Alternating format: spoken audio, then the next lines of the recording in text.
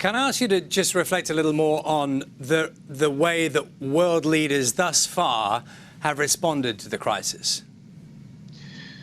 Well, there's the period when I and other health experts were saying that this is the greatest potential downfall the world faced, going back quite a ways with a speech in 2015 and a New England Journal of Medicine article about the specific thing. So, we definitely will look back and wish we had invested more so that we could quickly have all the diagnostics, drugs, and vaccines. We underinvested, which was my goal, was to get that to happen. We did do CEPI, which helped with some of the vaccine platforms, but not even 5% of what we could have done. Then there's the period where the virus shows up in those first few months. What were the tests prepared?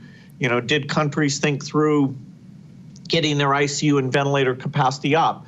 There'll be time for those postmortems. Very few countries are going to get an A grade for what that scrambling looked like. And now here we are. We didn't simulate this. We didn't practice. We didn't simulate this. We didn't practice.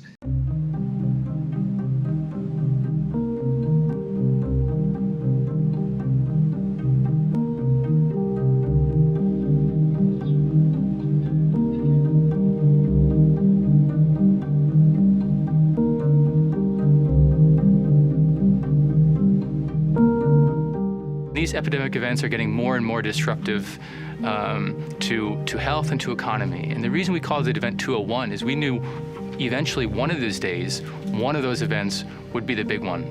And that big one would really challenge our capacity to respond. And to respond to the big one, we do need to have all hands on deck.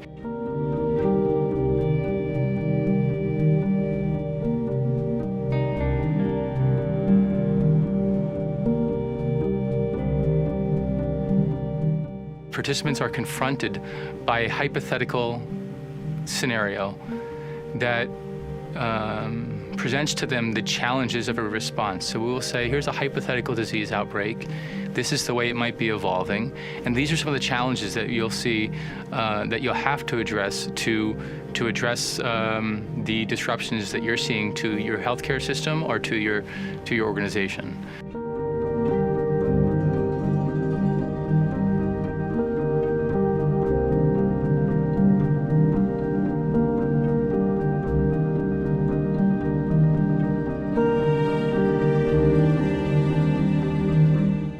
All stakeholders realize pretty quickly just how underprepared we are and just how much is possible when we work together.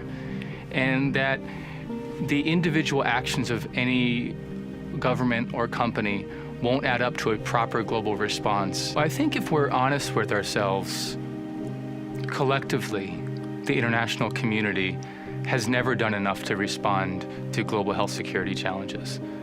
That we knew before COVID that the world was underprepared for biological risk.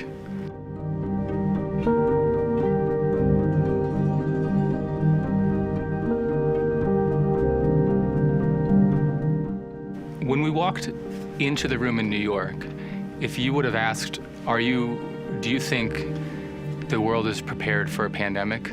I think everyone around that table would have said no. But it's when they walked out, I think it's when we really knew that if we are going to get ready, we need to have operationalized and integrated public-private cooperation that we haven't seen before.